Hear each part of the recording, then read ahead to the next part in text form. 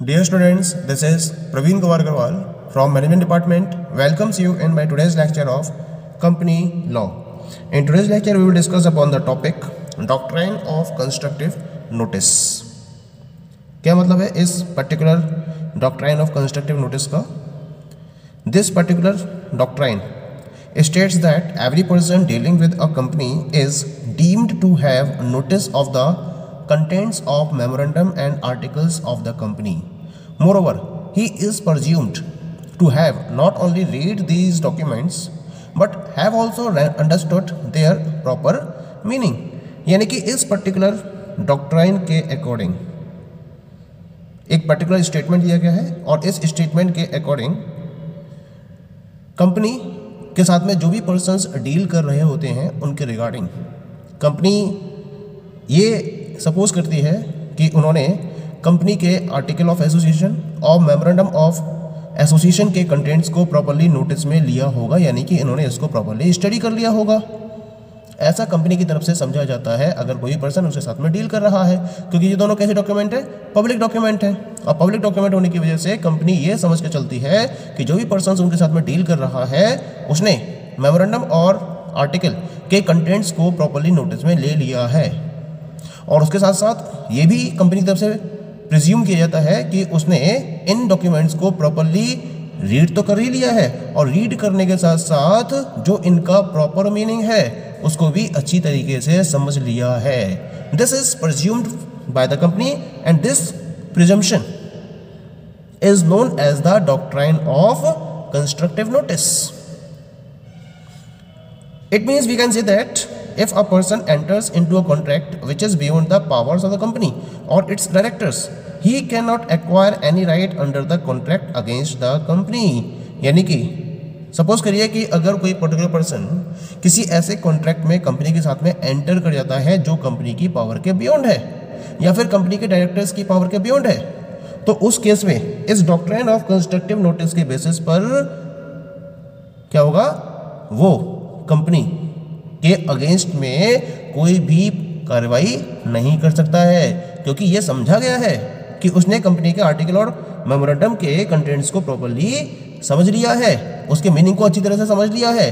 तो इसी पॉइंट को ध्यान में रखते हुए कंपनी ये मानती है कि अगर कोई भी पर्टिकुलर कॉन्ट्रैक्ट किसी पर्टिकुलर पर्सन ने कंपनी के साथ में कंपनी की पावर के बियॉन्ड जाकर साइन कर लिया है तो उस केस में वो कंपनी को स्यू नहीं कर सकता, उसका कोई भी राइट नहीं है कि वो कंपनी के अगेंस्ट में आकर उसके अगेंस्ट में कोई भी कार्रवाई करे। ये इस नोटिस की वजह से ही पॉसिबल होता है। ठीक, अब हम बात करते हैं कि इस particular doctrine of constructive notice के क्या क्या इफेक्ट्स हैं। तो following effects are there in regard of the doctrine of constructive notice. The very first effect of this doctrine is every person dealing with the company has a notice of the contents of the memorandum and articles of the company whether the person has read them or not। भले ही किसी particular person ने company के memorandum या article को पढ़ा हो या ना पढ़ा हो, लेकिन इस डॉक्ट्राइन के अकॉर्डिंग ये माना जाता है कि जो भी पर्सन कंपनी के साथ में डील कर रहा है उसे मेमोरेंडम और आर्टिकल के कंटेंट्स के बारे में प्रॉपर इंफॉर्मेशन है। This is presumed by this particular doctrine. Second effect of this doctrine is he has the notice of the powers of the company as well as of its activities। यानी कि इसके साथ साथ ये भी समझा जाता है कि उस पर्टिकुलर पर्सन को कंपनी के पावर्स के बारे में कंप्लीट इंफॉर्मेशन है और इसके साथ साथ कंपनी के जो डायरेक्टर्स हैं और जो ऑफिसर्स हैं उनको क्या क्या पावर्स प्रोवाइडेड हैं उनके बारे में भी उसे अच्छी तरीके से इंफॉर्मेशन है। यानी कि अगर कोई पर्सन कंपनी के साथ में किसी भी कॉन्ट्रैक्ट में एंटर करता है जो कंपनी की पावर्स के बियॉन्ड है या फिर इसकी डायरेक्टर्स की पावर्स के बियॉन्ड है, तो इस केस में वो एनफोर्स नहीं कर सकता, he can not enforce it. ठीक है। Third point, the person has a notice of the resolutions passed and registered with registrar bye the company.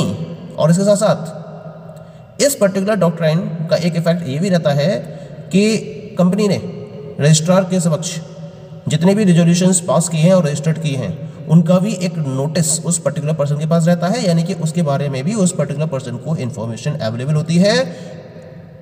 ऐसा इस पर्टिकुलर डॉक्ट्राइन में प्रिज्यूम किया जाता है। Fourth one is the person has a notice of the charges registered with the registrar, यानी कि registrar के साथ में कंपनी ने जितने भी चार्जेस रजिस्टर्ड किए हैं उसका भी नोटिस इस पर्टिकुलर पर्सन के पास अवेलेबल होता है इस डॉक्ट्राइन के बेसिस पर।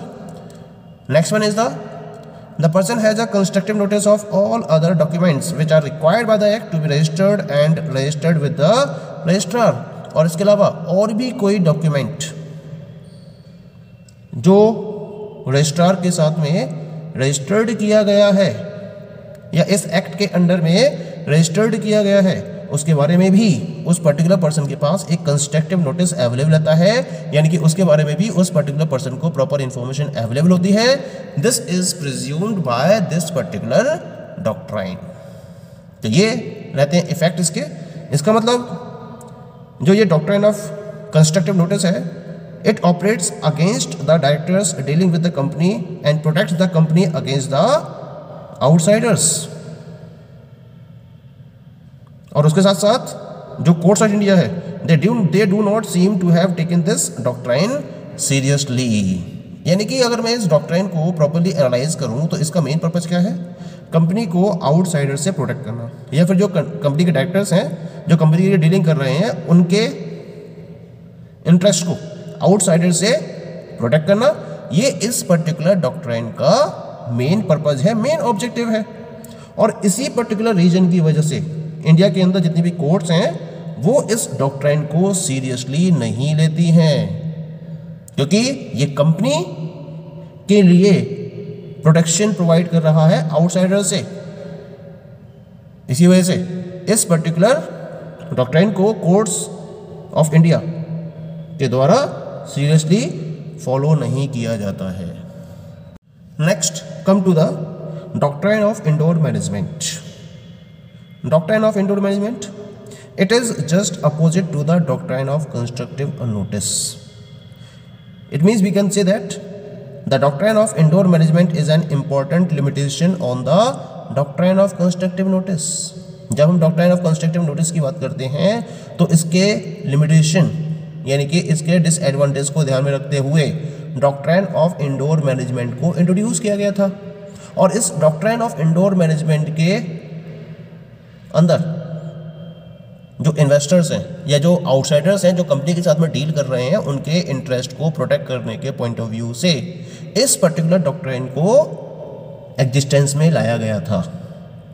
क्योंकि जब हम डॉक्ट्राइन ऑफ कंस्ट्रक्टिव नोटिस की बात करते हैं then this particular doctrine protects the company against the outsiders, whereas the doctrine of indoor management protects outsiders against the company who act in good faith। क्योंकि जहां एक तरफ doctrine of constructive notice company के interest को outsider से protect करता है, वहीं दूसरी तरफ जो डॉक्ट्राइन ऑफ इंडोर मैनेजमेंट है वो कंपनी के अगेंस्ट में जो आउटसाइडर्स हैं उनके इंटरेस्ट को प्रोटेक्ट करता है जो कंपनी के साथ में गुड फेथ में वर्कआउट कर रहे हैं। क्योंकि कंपनी के साथ में अगर कोई भी कॉन्ट्रैक्ट आउटसाइडर्स साइन करते हैं तो एक गुड फेथ में ही साइन किया जाता है। इस पॉइंट को कंसीडर करते हुए आउटसाइडर्स के इंटरेस्ट को प्रोटेक्ट करने के पॉइंट ऑफ व्यू से डॉक्ट्राइन ऑफ इंडोर मैनेजमेंट को इंट्रोड्यूस किया गया था। यानी जो डॉक्ट्राइन ऑफ इंडोर मैनेजमेंट है it is just opposite to the doctrine of constructive notice, या हम कह सकते हैं कि this is the limitation of the doctrine of constructive notice. अब इसका कहना क्या है, व्हाट डज इट से, तो एक पूरा स्टेटमेंट है इसके regarding. The doctrine of indoor management states that the person dealing with the company are bound to see that the proposed deals are in accordance with the provisions of the memorandum and articles of the company, but they are not bound to inquire into the regularity and internal procedure of the company. They are entitled to assume that everything has been done in accordance with the procedure prescribed by the company's articles. If the proposed deal is within the scope of these two documents, the company will be bound by the deal, and the right of the dealing parties will not be adversely effective in any of the way। यानी कि इसने अपना एक सीधा सीधा statement दिया कि भाई चलो ये माना जाता है कि जो भी पर्सन्स हैं जो कंपनी के साथ में डील कर रहे हैं वो बाउंडेड होते हैं। किस चीज़ के लिए बाउंडेड होते हैं कि जो भी प्रपोज्ड डील्स हैं उन्हें ये देखना होता है कि ये सारी प्रपोज डील्स जो कंपनी के द्वारा मेमोरेंडम और आर्टिकल प्रिपेयर किया गया है उसके प्रोविजन के अकॉर्डिंग होनी चाहिए। ये चेक करना, this is the work of the person who is dealing with the company. लेकिन ये जो पर्टिकुलर पर्सन्स होते हैं ये कंपनी के इंटरनल प्रोसीजर और इनके रेगुलेटरी को इंक्वायरी करने के रिलेशन में बाउंड नहीं होते हैं। ये कंपनी के इंटरनल प्रोसीजर को प्रॉपर्ली स्टडी नहीं कर सकते, ना ही उसकी रेगुलेटरी को स्टडी कर सकते हैं। और इसी वजह से ये एज्यूम किया जाता है कि जो भी पर्टिकुलर कॉन्ट्रैक्ट साइन किया गया है वो कंपनी के आर्टिकल के प्रिस्क्राइब्ड प्रोसीजर के अकॉर्डिंग फॉलो किया गया है। ये एज्यूम कर लिया जाता है कि जो भी एक्ट फॉलो किया गया है वो कंपनी के आर्टिकल के द्वारा प्रिस्क्राइब्ड प्रोसीजर के अकॉर्डिंग किया गया है। और यदि जो प्रपोज्ड डील है वो कंपनी के मेमोरेंडम और आर्टिकल के स्कोप के अंदर है, तब कंपनी को उस डील को फॉलो करना पड़ेगा। कंपनी बाउंड हो जाती है उस डील को फॉलो करने के लिए। और उस केस में जो डीलिंग पार्टीज हैं उनके राइट को किसी भी तरीके से एडवर्स वे में इफेक्ट नहीं किया जा सकता। तो डॉक्ट्राइन ऑफ कंस्ट्रक्टिव नोटिस का जस्ट अपोजिट हो गया ये, जहां डॉक्ट्राइन ऑफ कंस्ट्रक्टिव नोटिस ये कहता है कि कंपनी के आर्टिकल और मेमोरेंडम को स्टडी करना ये डीलिंग पार्टी की ड्यूटी होती है। और ऐसा माना जाता है कि उसने किसी भी कॉन्ट्रैक्ट को साइन करने से पहले कंपनी के मेमोरेंडम और आर्टिकल को पूरी तरह से स्टडी कर लिया हो। जबकि डॉक्ट्राइन ऑफ इंडोर मैनेजमेंट कहता है कि कंपनी, ये माना जाता है कि जो पर्सन है डील कर रहा है कंपनी के साथ में, उसे मेमोरेंडम और आर्टिकल के प्रोविजन को प्रॉपर्ली स्टडी कर लेना चाहिए और उसे इंश्योर कर लेना चाहिए कि जो भी डीलिंग है वो इसके अकॉर्डिंग है। लेकिन उन्होंने एक और बात जोड़ी इसके अंदर कि कंपनी के इंटरनल प्रोसीजर के रिलेशन में इंक्वायरी करने के लिए वो बाउंड नहीं होता है। और इसी वजह से यह अज्यूम करा जाता है कि अगर कोई भी कॉन्ट्रैक्ट साइन किया जा रहा है तो वो कंपनी के आर्टिकल के द्वारा प्रिस्क्राइब प्रोसीजर के अकॉर्डिंग फॉलो किया जा रहा है। और इसी वजह से अगर कोई भी प्रपोज डील है जो इन दोनों डॉक्यूमेंट्स के स्कोप में होती है तब कंपनी को वो डील फॉलो करनी ही होगी और वो डीलिंग पार्टीज के इफेक्ट, जो डीलिंग पार्टीज है उनके राइट को किसी भी तरीके से इफेक्ट नहीं कर सकते हैं। So this is the complete statement of the doctrine of indoor management. Now we will discuss about the significance of doctrine of indoor management. क्या significance है इसकी, क्या importance है? क्योंकि अगर हम जब बिजनेस वर्ल्ड के पॉइंट ऑफ व्यू से देखते हैं तो this particular doctrine is having a great utility. क्यों है इसकी ग्रेट यूटिलिटी? इसको हम कुछ पर्टिकुलर रीजंस के पॉइंट ऑफ व्यू समझ सकते हैं। The very first one is the memorandum and articles are available for public inspection but the internal working and procedures are not open for public inspection.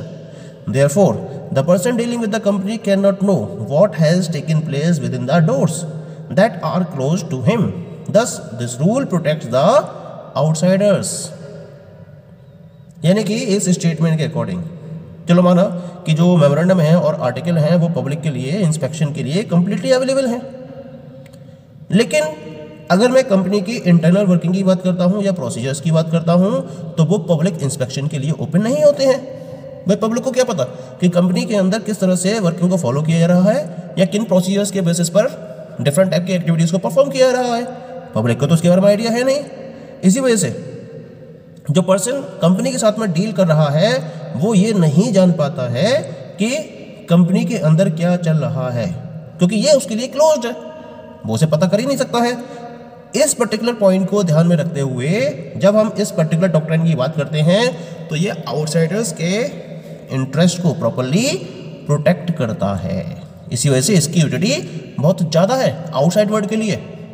Second point की बात करते हैं। Second importance क्या है इसकी? It helps easy and smooth working of the business world without compelling parties to investigate into the day to day working procedure of a company. यानी कि किसी भी कंपनी के day to day working procedure को investigate किए बिना ही जो भी पार्टीज हैं जो कंपनी के साथ में डील कर रही हैं या फिर जो आउटसाइड बिजनेस वर्ल्ड है जो कंपनी के साथ में डीलिंग को फॉलो कर रहा है वो इजी और स्मूथ वे में इन पर्टिकुलर वर्किंग को फॉलो कर सकता है।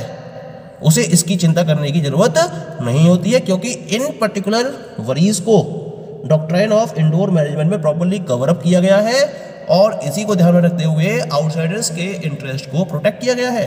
इसी वजह से उसको कंपनी की day to day working procedure को इन्वेस्टिगेट करने की कोई भी रिक्वायरमेंट नहीं होती है और बिना इसकी चिंता किए हुए वो डिफरेंट टाइप के कॉन्ट्रैक्ट्स को कंपनी के साथ में साइन कर सकता है। ठीक है। And the third and the last significance of doctrine of indoor management is in the absence of this rule a lot of persons may be unwilling to deal with the companies. यानी कि जब मैं dealing की बात करता हूँ, अगर ये रूल अवेलेबल ना हो तो उसकी वजह से हो सकता है कि बहुत सारे पर्सन्स हो जो कंपनी के साथ में किसी भी तरीके से डील करने में इंटरेस्टेड ना हो। केवल इसी पर्टिकुलर डॉक्ट्राइन की वजह से जो आउटसाइडर्स है वो कंपनी के साथ में डिफरेंट टाइप के कॉन्ट्रैक्ट्स या डिफरेंट टाइप की डीलिंग को फॉलो करने में इंटरेस्टेड रहते हैं। Okay, so this is about the significance of doctrine of indoor management. Thank you.